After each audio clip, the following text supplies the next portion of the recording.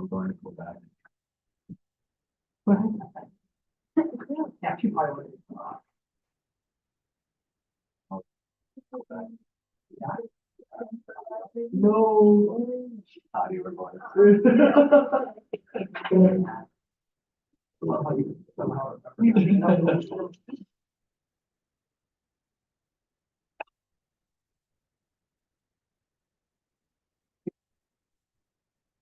Right. So we're gonna finish out our, I guess, talking about humans. So we talked a little bit about some of the traits we're looking for when we're looking at human evolution. But I want to point out that, like, when we're talking about human evolution and fossils related to us, the hominin, we've got a pretty like bushy tree. So it's not the case that every time we see a fossil that looks human-like and that we place somewhere within our own group, it's one of our direct ancestors. We have multiple sort of like little groups within the tree, not necessarily just like a linear progression. So we have a lot of groups and a lot of fossils that are living kind of around the same time. So this makes things kind of tricky to interpret, and we're going to talk a little bit at the end today about ancient DNA, but we're going to get there at the end. But the oldest DNA that we found is only 1 million years old. That's like the oldest DNA we've been able to extract at all. And it's not from a human, it's from a mammoth. So if you'll notice, right, like almost everything here in this group is older than that. The DNA degrades over time, so it's not so simple to take a look and figure out like who exactly we're related to. So we have to look at kind of like skeletal traits, and that it doesn't mean we're guessing, right? But we can't necessarily like prove genetic relationships. So there's lots of trying to be tricky with the data that we are able to collect. All right. So here's a timeline of some of the many species that we think about when we think about human evolution. So you can see, again, this overlap. And we're not going to talk through each of them, but on here we have some of our major milestones that we talked about. So here we have bipedalism. That's what these feet are for. So the first evidence that we have for any human-looking type of bipedalism is 6 million years ago. But the bipedalism we see at that point looks different and kind of like less good than the bipedalism we have, right? So we have some evidence that these species were able to somewhat efficiently walk on 2 legs, but as far as the rest of their skeletons go and the shapes of their feet and stuff, it looks like they weren't doing it full time. It was kind of occasional. Now, this graph also has on here some climate information. So we've got global cooling, global warming on here. That's the color brown line that's squiggling all around. And we also have just in general, like climate variability. So that's a measure of like how rapid these shifts are happening, how patchy environments are getting. And the reason this is on here, right, that one of the reasons we were talking about that we might see locomotor changes, or you might start seeing people walking on 2 legs, have to do with the changing climate and that climate changing kind of the patchiness of forests, or just changing the structure of forests, potentially creating savannas. So that's what's kind of being demonstrated here. So this next one is still about feet, basically. So this is where we start to see like efficient walking. So these fossils have relatively modern looking lower limbs, but their upper limb looks like they're still kind of maybe sleeping or foraging in the trees or something. They don't fully look like us. So that's around 4 million years ago, which is, we're going to have some fossils we'll look specifically at in a second. This is kind of where we're starting. We got Ardipithecus on our list. But jumping forward, 2 million years ago and change, I don't know, almost 3 million years ago is when we see the first evidence of tools. So we start to find like basically literally stone tools with our fossils around this time period. So that's an indicator of, teaching, learning, culture, brain capacity, things like that. We're starting to see that we're really like starting to develop technology almost 3 million years ago. So this is an indicator of some of those kind of like mental shifts. And when we think about what makes us human, right? Like often we think about like how we are as people, right? How we relate to each other, how we relate to the world, how we think. And that's harder to see from just a bone. So a tool is something that we can see like a product left that tells us kind of something about that. Okay. And then our first evidence for fire is a little bit under 1 million years ago. Our current brain capacity, I think 500,000 years ago.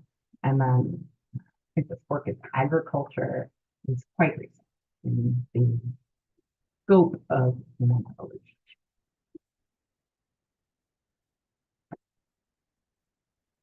So here's what we got over time again. So here again, it's just a different map of these species. This has some suggested kind of phylogenetic information nested in it. So these dotted lines are what we think is maybe descended from what over here. Same thing on the right. These aren't always the same. There are lots of discussions about what should be a genus, what species are in the same genus, even which fossils we should consider different species versus which we should consider the same species. In general, there's kind of like a disagreement between lumpers and splitters. Lumpers being like people who think we should just like include a lot of stuff that's somewhat different in one species or one genus and just say, hey, it's variation, right? People are variable, animals are variable. Like that doesn't mean they have to be a different species.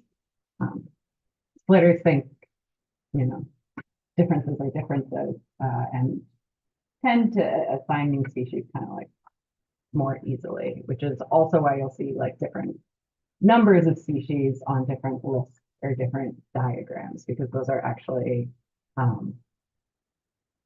like scientific hypotheses kind of.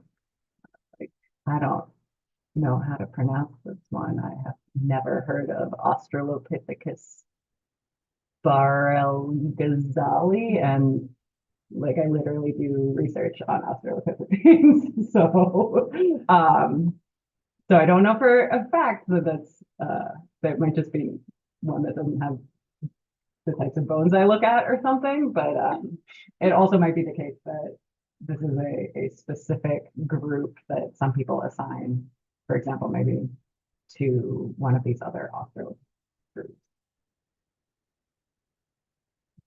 Okay. So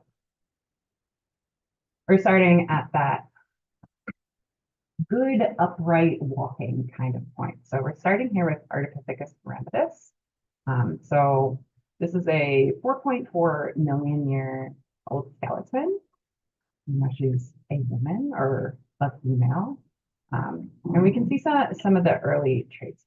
So one of the things that we're looking at, right, like one of our first markers of being somehow more related to us is that evidence for bipedality. So a lot of what we see here is coming from the pelvis. So the pelvic shape needs to kind of reorient if you're going to walk upright versus if you're walking on all fours.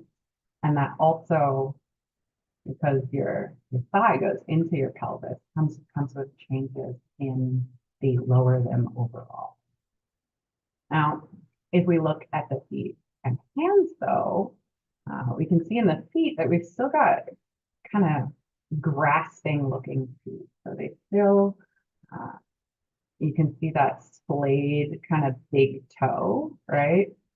So it's starting to look a bit more like a modern foot, but we still have that grasping ability with the foot that we see in other apes. When we were practicing walking in class on Wednesday, right? We know that big toe in our foot is really important for how we walk, right? So it's actually important that it is a big toe and like longer because we push off with that toe. That's not what we're seeing here in Ardipithecus. We also talked about what the last common ancestor of chimps and humans might have looked like, been doing, what the last common ancestor of apes in general might have been doing. So this is a piece of data that we kind of put on that phylogeny as well, this part with the hands, right? So we're discussing whether we expect that, so like where we expect to see knuckle walking on the tree, where we don't, where we expect to see like upright posture. We're talking about the issues that we have to contend with if we interpret the last common ancestor for great apes as being kind of like orangutan-like, kind of becoming upright in trees, versus an ancestor that's doing kind of what chimps and gorillas are and knuckle walking. So an Ardipithecus ramidus, which would be more closely related to us than chimps, right? So like if we're drawing our little phylogeny, right? We get something like, have orangutans here, Slothfoot here, our closest extant relative, chimps, and then we have a gorilla here, right? So when we're talking about Ardipithecus, we're like somewhere here-ish. Okay. Right, so we were talking about gorillas and chimps both being knuckle walkers. So we're talking about how it might make sense to think, okay, so like maybe here we have a knuckle walking common ancestor, because otherwise gorillas and chimps have to like convergently evolve that condition based on how we know gorillas, chimps, and humans are related based on our genetics. But by this point, we see no signs of knuckle walking in the hands, right? So either we've lost that knuckle walking trait by this point, or this is evidence that the gorillas and chimps did separately evolve it. Now, another thing we're going to be looking at is the brain capacity of these groups. So like the reason we talk about walking rather than like brains and thinking, even though what we think about modern humans today is about brains and thinking, is that that's not what evolves first, right? We start to see walking upright on two legs before we see increases in cranial capacity. So Ardipithecus ramidus has a pretty small brain.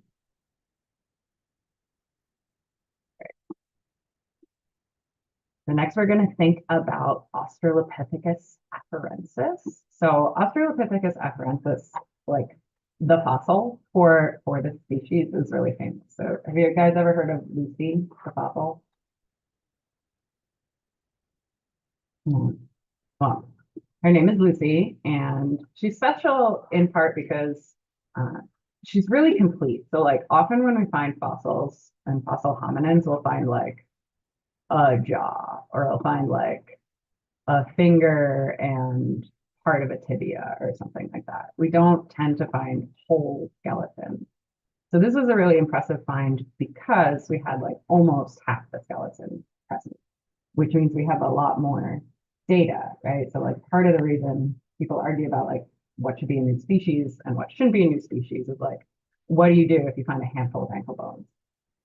And they're kind of different than a different handful of ankle bones, right? Question mark. Right? Like there's clearly room for like opinion and different flows of logic there. So it's really nice that we can kind of link together all sorts of traits in one individual here. All right, which is, fun fact, named after a Beatles song, Lucy and the Seven Sons, found in the 70s. So other things about fossils.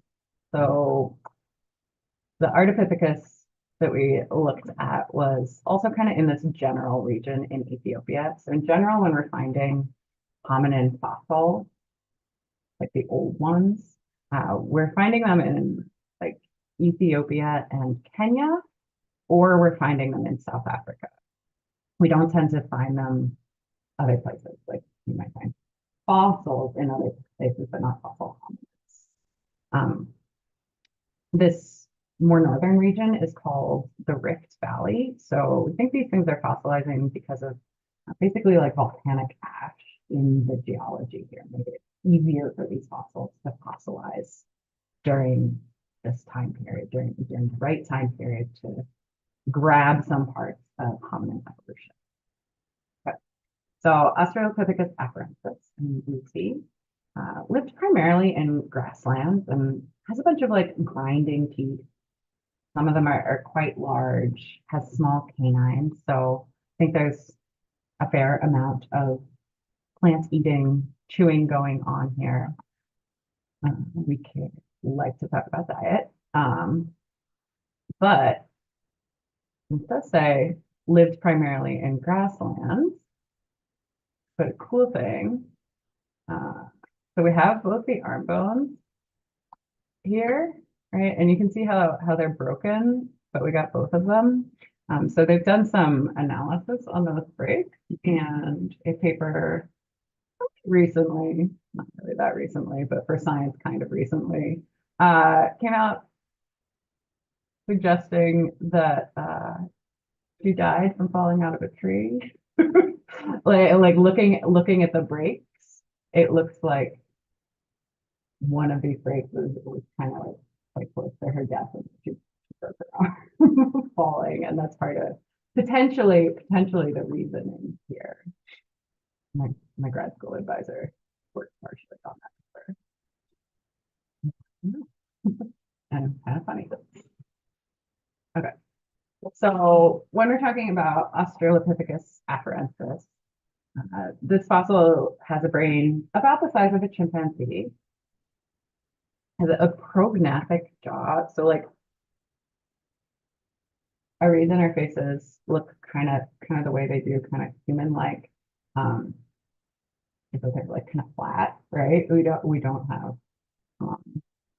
yeah, our jaws look different than other species, basically. We got longer arms here for arboreal locomotion, even though the feet are very clearly bipedal. They have good arches, which have springs when you're walking around. We have multiple fossils of this species at this point. So Lucy is female, but we also have males. We have a number of them. So we can also see that there's sexual dimorphism present in this species. The sexual dimorphism, that we've mentioned, right? But dyes to morph has to do with like shape.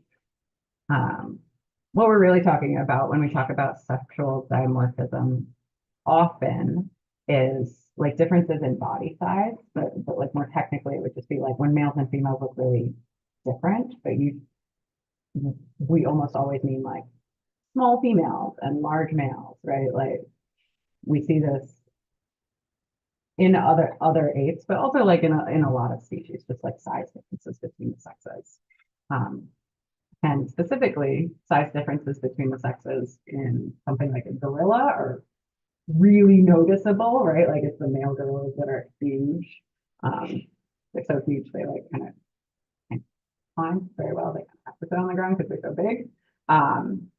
So apes tend to have a greater degree of sexual dimorphism than humans do, right? Like there are plenty of men and women the same height, right? We've got some variation, but not huge size differences, and a lot of like overlap. Kind of funny. Also in grad school, like there were only 10 grad students, and we had 2 women over 6 feet tall in my program. And one of the professors said to them once, they're like, no offense, but like if I found your skeleton as a fossil, I would definitely think you were a man, right? Like just like based on size. But we know that that's not necessarily accurate. Like specific example was absolutely not accurate, right? So like Mhm. differentiate like male and female, like right now it's like only based on height, or there are like different like on hips or Oh, yeah, there are other differences. So yeah, hips is a big one because childbirth creates like different demands on the female pelvis. So there are like parts of the pelvis that are like much more arched, like the front of the pelvis is very more arched in women versus like kind of triangle in men. Men have hips that are like narrower. There are also differences in the eye, like women have like sharper like orbit. Yeah, like the bone here is sharper. In general, just like brow ridges, right? Like men tend to have like more projecting eyebrows, and like even you can see that on the bone. The corner of the jaw is also tends to be sharper in men. So it's a collection of characteristics that you look at, but there's overlap in lots of them, right?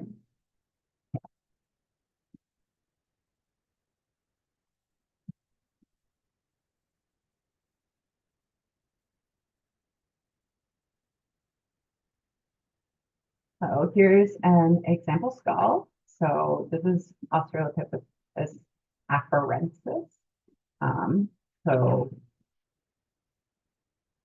youngest 3 million years ago, oldest about 4 million years ago. They're kind of short, like 4 to 5 feet tall is our best estimate, right? Because we didn't find the whole skeleton, so it's not like we can put it together. And even if we could, part of your height comes from the fact that you have like cartilage between your vertebrae. So you have to make estimates anyway.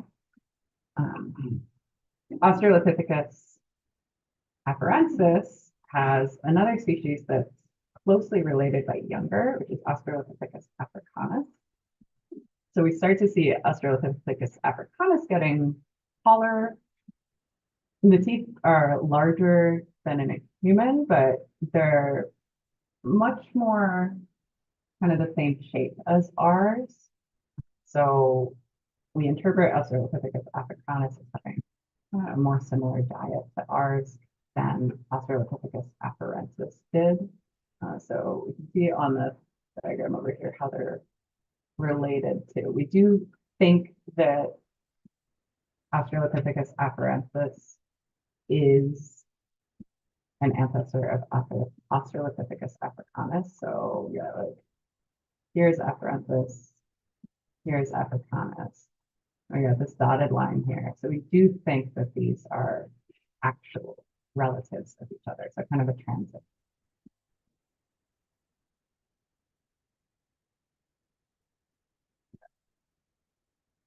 Moving forward, we're trying to walk down our best guess as to our lineage. So you can see that this dotted line from Australopithecus africanus to Homo habilis, the first member of our own genus, is even more questionable, right?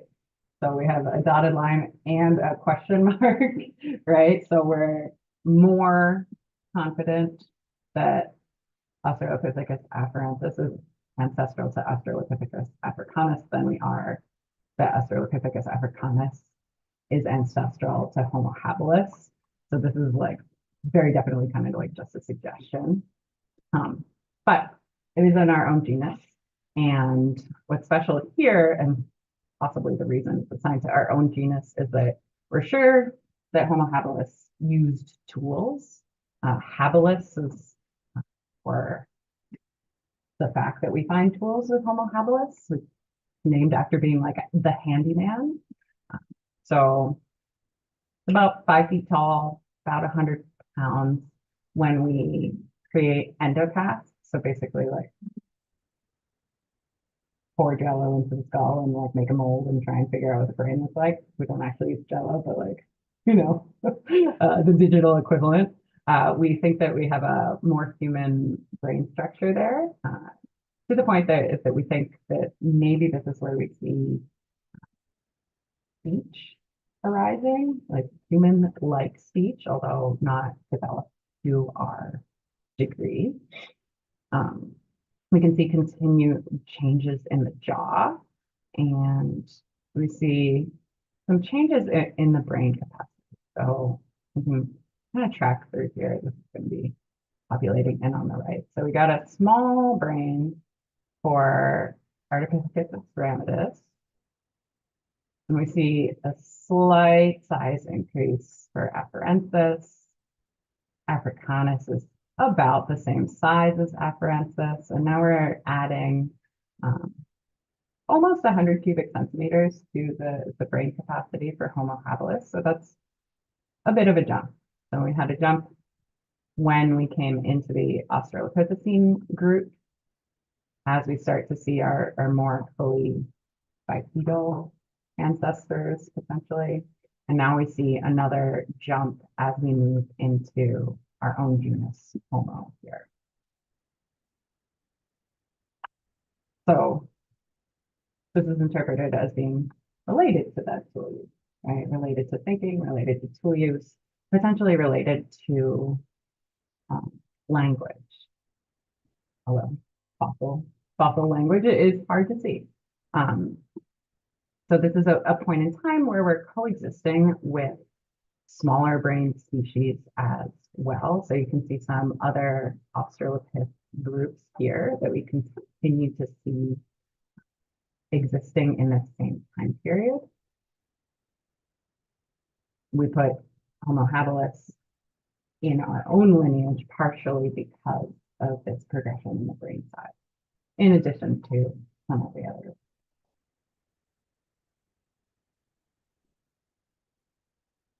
Next, we see another jump in cranial capacity, like a big jump now, right? Like the brain got a lot bigger right here. So for Homo ergaster, question mark,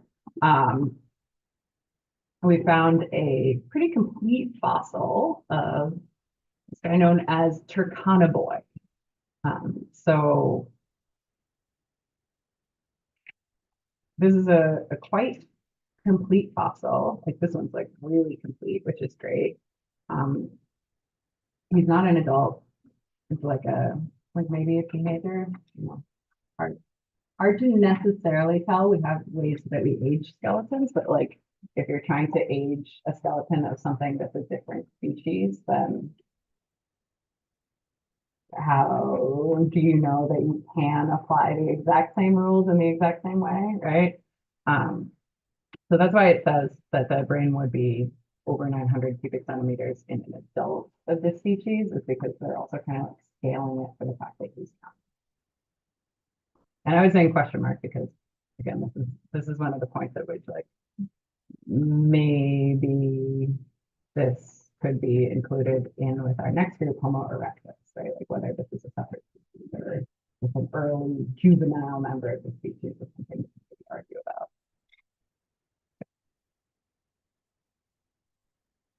So next we do have Homo erectus. So you can see that here we have that cranial capacity at about 1,000 cubic centimeters, right? So there's not another jump here. We do have a lot of Homo erectus samples. We see more sophisticated tools. This is around the point we're thinking like maybe there's clothing, fire, deliberate shelter showing up. This larger brain is allowing these humans to move basically to other areas of the world and to more kind of inhospitable climates. Homo erectus is cool because This is the first hominid that we see leaving Africa and expanding into Europe and Asia. So like moving out of the continent.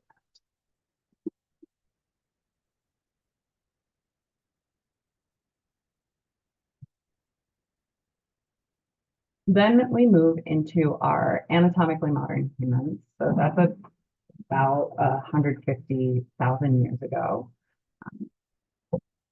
We do have another little bit of a brain jump at the beginning of our own species. So we're going from 1,000 cubic centimeters of Homo erectus to about 1,200 cubic centimeters in the early Homo sapiens, the early anatomically modern humans. We start out with pretty big teeth, but the teeth get smaller through time. Some things that we can see here is that we're lacking a heavy brow ridge.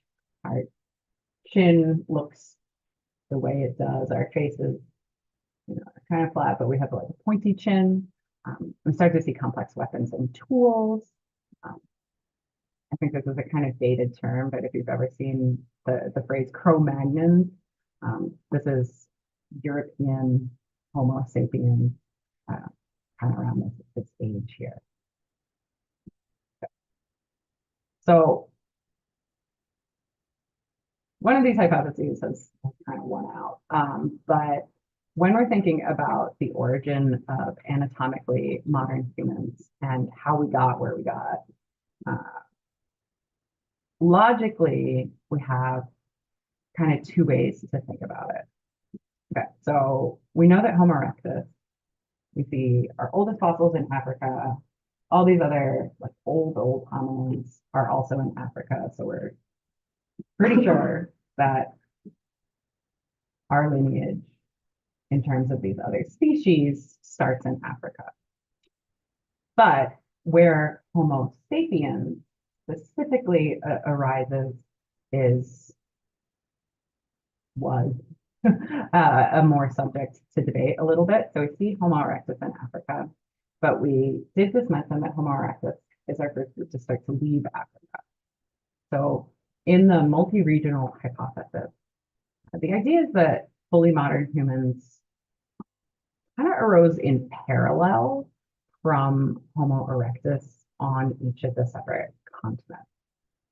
So the idea would be that Homo erectus was kind of leaving and we start to see these progressive shifts, maybe some like admixture going back and forth between, but creating this kind of gradual change into Homo sapiens, keeping us all the same species because of occasional interbreeding between neighboring populations. Okay. That said, this is not the best supported hypothesis anymore, although we are going to talk about something interesting in a second about what's going on in the in terms of admixture. Okay. So what's pretty much won out is the out of Africa hypothesis. So what's going on here is that we still see Homo erectus in Africa and then leaving Africa. But we now think that what happened is that we have specifically one lineage of Homo erectus that kind of like stayed in Africa or maybe left and came back, that then later spreads out of Africa again after the shift to Homo sapiens somewhere here. And some of the reasons that this is won out is like genetic, I guess I'm going to say. So it is true that like modern populations in Africa have a lot more genetic diversity, kind of. So we can see that in populations on other continents, like it's like a little bit more clear that there's kind of a subtle like population bottleneck effect or like a founder effect from that later spread out of Africa. There are other pieces of evidence we look at too for that, and obviously like we have planes now, right? Like people have moved a lot. So it, comparing like who's on what continent when, like very tricky. So that's like huge generalization, but it is true that we see lots more genetic diversity in Africa, as well as other evidence. And this is really the best supported hypothesis at this point. And that this later migration of Homo sapiens is kind of replacing those Homo erectus groups that spread out in the United States.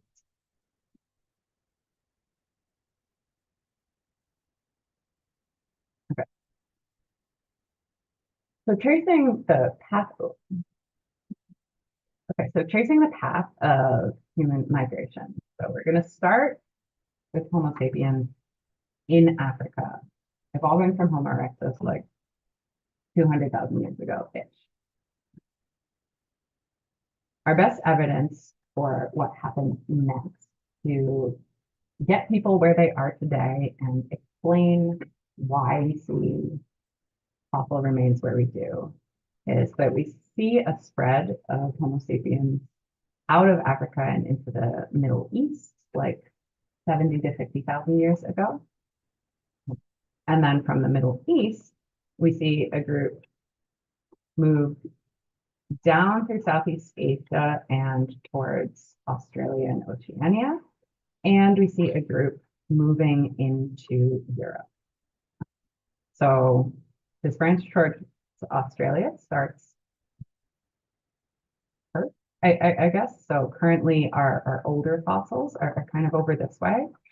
So 50,000-ish years ago, but there's also not a huge difference between that migration towards Europe, which is dated to about 45,000 years ago. So this is happening at similar times, right? So maybe one group moving kind of through and out of the Middle East this way, kind of doing it first, and then we have another group moving towards Europe at this point. Then we start to see movement north. So in this time period, we don't have any human populations in the Americas that we can see. So we're moving up through the Asian continent. And then 20,000 to 15,000-ish years ago, we start to see a spread down, question mark, through the Americas. So historically, the idea here is that there was a land bridge across the Bering Strait and that this movement happened over that Bering land bridge. That is currently being debated, and we have some evidence that like maybe doesn't quite fit with that anymore. But it is true that populations in Asia and indigenous populations in the Americas are more genetically related, and we can see that there's some kind of link there, right? So however the spread happened, that's kind of the order in which it happened. So that part is changing. So from North America, then down into South America, and it is also true that as we see Homo sapiens spread, this is like kind of also when we see waves of extinction happening across continents. So these time periods roughly link up with the demise of things like giant ground sloths and in general megafauna. So like big animals kind of die off in similar time periods as we start to see humans spreading into this region or into these regions, I should say. So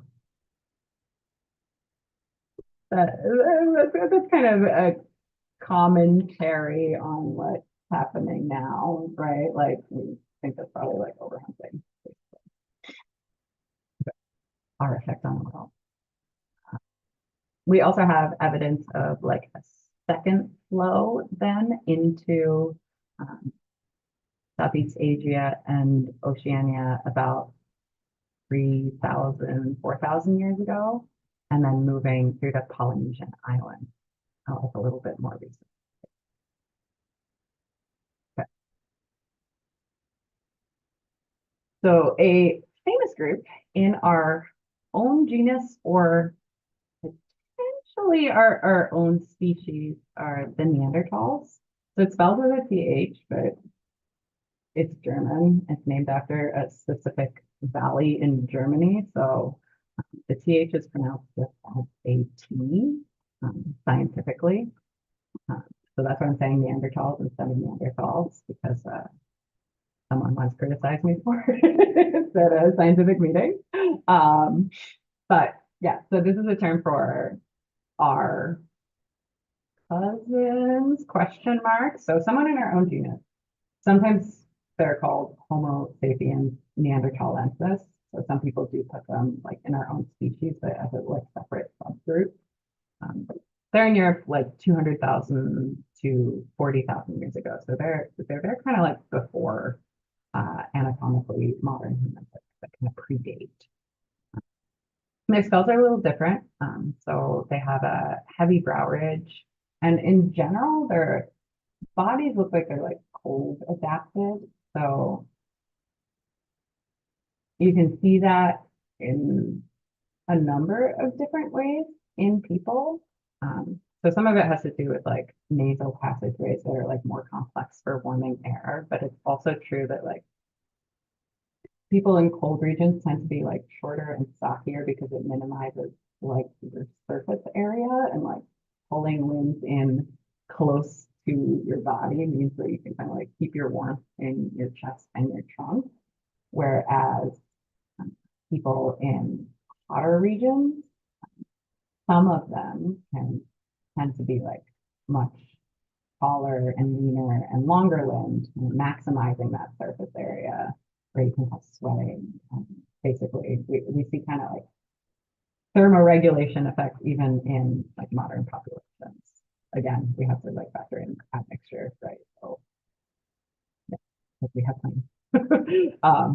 But this is a trend that we can kind of see in modern humans and in Neanderthals. It's pretty clearly that they're short and stocky and have noses the way they do, partially because they're basically living like at the edge of a glacier in Europe during an ice age, during this time period.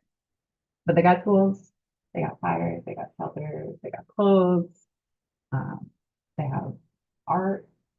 We have Neanderthals with grave offerings. So we mentioned like flowers in graves, and deliberately burying their dead. So they're quite human-like, despite the fact that their like skeletal anatomy looks kind of different. I also want to point out, so we said Homo erectus, spreading out of Africa, has a brain size of about 1,000 cubic centimeters. Modern humans average takes us to like 1,400. Neanderthals get up to like 1,750. It's the biggest one they've found.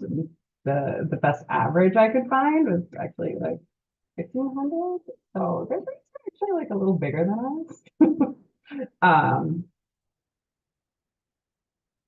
So there are ideas about why that is, right? So we do see associations in mammals between body size and brain size, and the Neanderthals were shorter, but maybe bigger in other ways. So they're like kind of stocky. So like possibly there's a body mass component here.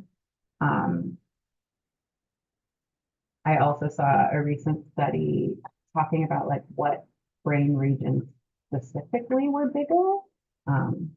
And it was saying that some of the regions that were larger were like sensory regions, like olfaction, like smelling, among other things. So this doesn't necessarily mean that they were smarter than us, but it's an interesting fact. So we got to be careful when we interpret other members of our genus and ancient humans in general. But like we're not necessarily the smartest, right? We're just the ones who made it through, right? Okay. So here is our kind of region where we see these Neanderthals, right? So we can see them living kind of, the glacier would have been like here. So like on the edge of a glacier during Ice Age in Europe, and then kind of spreading out around the Mediterranean and sort of towards Asia. So we see some culture, basically, and the Asian steppes there. So when we're thinking about like human lineage, I'm gonna ask you, like, what does it mean to be descended from someone? Or like, what would you consider a human ancestor?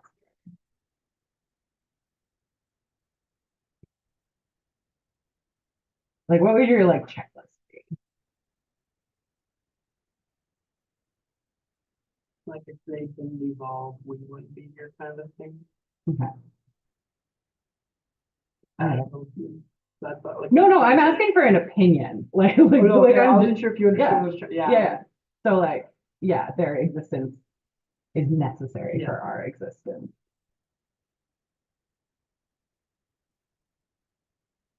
Yeah, I don't know, I would say like, like birth, like human birth, Mhm, crazy that someone gave birth mhm, someone, like gave birth So, like, to someone generative. that is like related.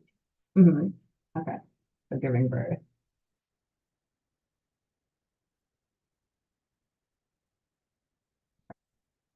So I'm asking you,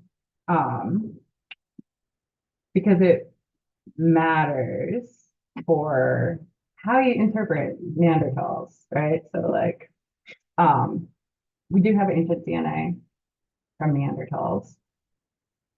Oldest DNA ever from a mammoth, 1 million years old, published 2021, doubled the oldest DNA recorded. The oldest DNA recorded, though, used to be a horse. So still not a human, but whatever, we're getting there. Technology is changing.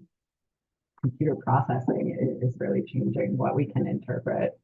So part of what makes things tricky is that DNA degrades over time.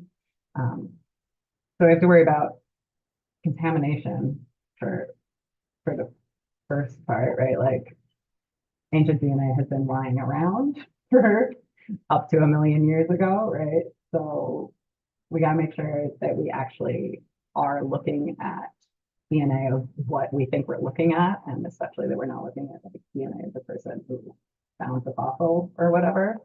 But even beyond that, we do have like chemical degradation of DNA. So one thing that happens is it like breaks, right? So we end up with fragmentary DNA if we're looking at ancient DNA, which is a problem, but a fixable problem potentially, right? Like we can figure out something about like where those fragments should go, right? Even if we can't sequence the whole genome because it's split up and missing some parts. Another really tricky thing about ancient DNA though is that the nucleotides kind of degrade into each other. So they deaminate. So like here are our typical bases for DNA, right? And we have over time some amount of like the cytosine turns into thymine, like it deaminates and loses some of the chemical groups and literally turns into one of the other base pairs.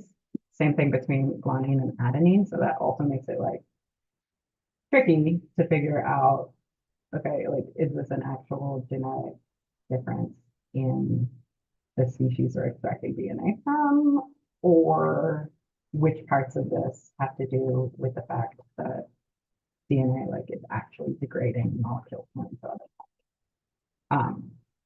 So that's kind of tricky to sort through. Is one of the problems in ancient DNA, but it also makes it like a really cool question, right? Like trying to figure out like how to solve like what happens like a mistake. All right. So I was asking you about what counts as an ancestor because like traditionally like Neanderthals are not our ancestors, except for maybe they're my ancestor. So it really depends what you mean when you say what does it mean to be descended, right? Because it's not the case that Neanderthals like gradually changed into Homo sapiens. We're not there. They're not our ancestors in that way. So they don't meet that criteria of like, if they didn't exist, we wouldn't exist, right? Homo sapiens would exist without the Neanderthals. However, by the other criteria of like giving birth, like parent to child relationships, right? Like that's how you end up with Neanderthal DNA in you, right? Like my great something granddaddy was a Neanderthal based on my genetics. So if you're curious, this is something 23andMe tells you. And it also goes through your genes and tells you specifically which ones and what traits. Apparently inherited a tendency towards like hoarding from Neanderthals. It's like funny the things that they'll pull up that they do Neanderthal genetics. So Neanderthals did interbreed with certain populations of modern humans, specifically since Neanderthals were like in Europe and the Middle East and that region. That's like the regions where you see Neanderthal admixture common, versus people in other regions with their ancestry in other regions don't really have Neanderthal DNA because not in the same hotspot, you don't really have that. So that's cool. And it's kind of interesting to think about like, what does that mean for the fact that they went extinct and we didn't, right? Because there are debates about why, and we do see interbreeding. Another fun fact about that admixture though, it's like when you're looking at DNA, you have nuclear DNA, right? Like in your nucleus, like for most of your proteins and most of your functions and whatever. But you also have mitochondrial DNA because mitochondria have their own separate DNA and replicate on their own. Mitochondrial DNA is from your maternal line, right? Because you inherit basically like your cytoplasm from the egg cell from your mother, right? So you can track mother to daughter through mitochondrial or MC DNA. And the Neanderthal DNA that we find is all in the nuclear DNA and none of it's in the mitochondria. So the implication is that it's all like Neanderthal men injecting Neanderthal DNA, and that like all the mothers would have been Homo sapiens to Homo sapiens to Homo sapiens. So that's also interesting, right?